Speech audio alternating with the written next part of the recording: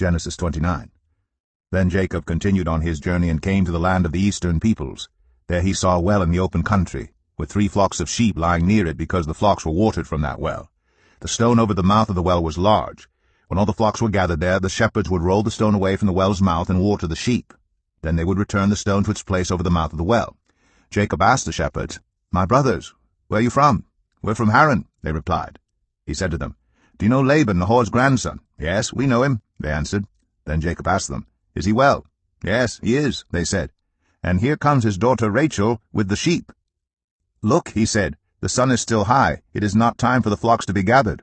Water the sheep and take them back to pasture." "We can't," they replied, "until all the flocks are gathered, and the stone has been rolled away from the mouth of the well. Then we will water the sheep." While he was still talking with them, Rachel came with her father's sheep, for she was a shepherd. When Jacob saw Rachel, daughter of his uncle Laban, and Laban's sheep, he went over and rolled the stone away from the mouth of the well and watered his uncle's sheep. Then Jacob kissed Rachel and began to weep aloud. He had told Rachel that he was a relative of her father and a son of Rebekah, so she ran and told her father. As soon as Laban heard the news about Jacob, his sister's son, he hurried to meet him. He embraced him and kissed him and brought him to his home. And there Jacob told him all these things. Then Laban said to him, "You are my own flesh and blood." After Jacob had stayed with him for a whole month, Laban said to him, "Just because you are a relative of mine, should you work for me for nothing? Tell me what your wages should be." Now Laban had 2 daughters. The name of the older was Leah, and the name of the younger was Rachel. Leah had weak eyes, but Rachel had a lovely figure and was beautiful. Jacob was in love with Rachel and said, "I'll work for you 7 years in return for your younger daughter Rachel." Laban said, "It's better that I give her to you than to some other man. Stay here with me."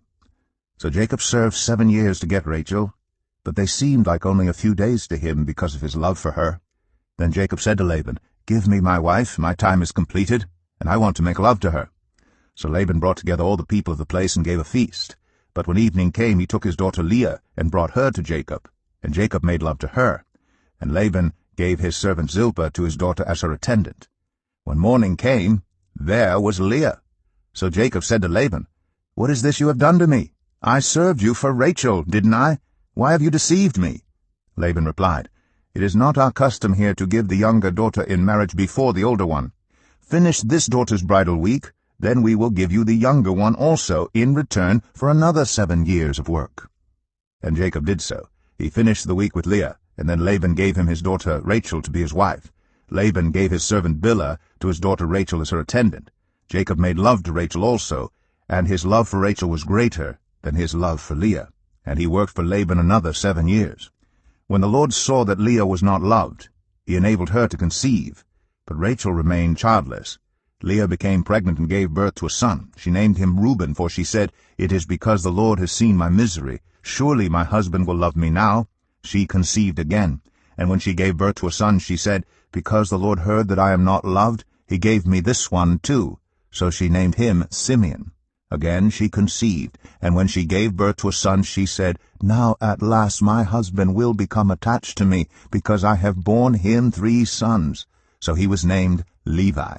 She conceived again, and when she gave birth to a son, she said, "This time I will praise the Lord." So she named him Judah. Then she stopped having children. Psalm 29. A Psalm of David. Ascribe to the Lord, you heavenly beings. Ascribe to the Lord glory and strength. Ascribe to the Lord the glory due his name. Worship the Lord in the splendor of his holiness.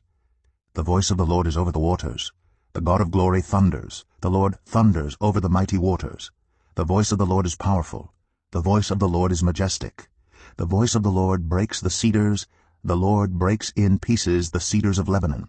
He makes Lebanon leap like a calf, Sirion like a young wild ox. The voice of the Lord strikes with flashes of lightning. The voice of the Lord shakes the desert. The Lord shakes the desert of Kadesh. The voice of the Lord twists the oaks and strips the forests bare. And in his temple all cry, "Glory!" The Lord sits enthroned over the flood. The Lord is enthroned as king forever. The Lord gives strength to his people. The Lord blesses his people with peace. Judges 5. On that day, Deborah and Barak, son of Abinoam, sang this song. When the princes in Israel take the lead, when the people willingly offer themselves, praise the Lord. Hear this, you kings. Listen, you rulers. I, even I, will sing to the Lord. I will praise the Lord, the God of Israel, in song. When you, Lord, went out from Seir, when you marched from the land of Edom, the earth shook, the heavens poured, the clouds poured down water, the mountains quaked before the Lord, the one of Sinai, before the Lord, the God of Israel. In the days of Shamgar, son of Anath, in the days of Jael, the highways were abandoned. Travelers took to winding paths. Villagers in Israel would not fight. They held back until I, Deborah, arose, until I arose, a mother in Israel. God chose new leaders. When war came to the city gates, but not a shield or spear was seen among 40,000 in Israel. My heart is with Israel's princes, with the willing volunteers among the people. Praise the Lord. You who ride on white donkeys, sitting on your saddle blankets, and you who walk along the road, consider the voice of the singers at the watering places. They recite the victories of the Lord, the victories of his villagers in Israel. Then the people of the Lord went down to the city gates. Wake up, Deborah, wake up, break out in song. Arise, Barak. Take captive your captives, son of Abinoam. The remnant of the nobles came down. The people of the Lord came down to me against the mighty. Some came from Ephraim, whose roots were in Amalek. Benjamin was with the people who followed you. From Machir captains came down. From Zebulun those who bear a commander's staff. The princes of Issachar were with Deborah. Yes, Issachar was with Barak, sent under his command into the valley. In the districts of Reuben there was much searching of heart. Why did you stay among the sheep pens to hear the whistling for the flocks? In the districts of Reuben there was much searching of heart. Gilead stayed beyond the Jordan. And Dan, why did he linger by the ships? Asher remained on the coast and stayed in his coves. The people of Zebulun risked their very lives. So did Naphtali on the terraced fields. Kings came, they fought. The kings of Canaan fought. At Tanakh, by the waters of Megiddo, they took no plunder of silver. From the heavens the stars fought. From their courses they fought against Sisera. The river Kishon swept them away. The age-old river, the river Kishon. March on, my soul, be strong. Then thundered the horses' hooves. Galloping, galloping go his mighty steeds. Curse Meroz, said the angel of the Lord. Curse its people bitterly, because they did not come to help the Lord against the mighty. Most blessed of women be Jael, the wife of Heber the Kenite, most blessed of tent-dwelling women. He asked for water, and she gave him milk. In a bowl fit for nobles, she brought him curdled milk. Her hand reached for the tent peg, her right hand for the workman's hammer. She struck Sisera, she crushed his head, she shattered and pierced his temple. At her feet he sank, he fell, there he lay. At her feet he sank, he fell. Where he sank, there he fell, dead. Through the window peered Sisera's mother. Behind the lattice she cried out, Why is his chariot so long in coming? Why is the clatter of his chariots delayed? The wisest of her ladies answer her, Indeed, she keeps saying to herself, Are they not finding and dividing the spoils? A woman or two for each man? Colorful garments as plunder for Sisera? Colorful garments embroidered, highly embroidered garments for my neck? All this as plunder? So may all your enemies perish, Lord. But may all who love you be like the sun when it rises in its strength. Then the land had peace 40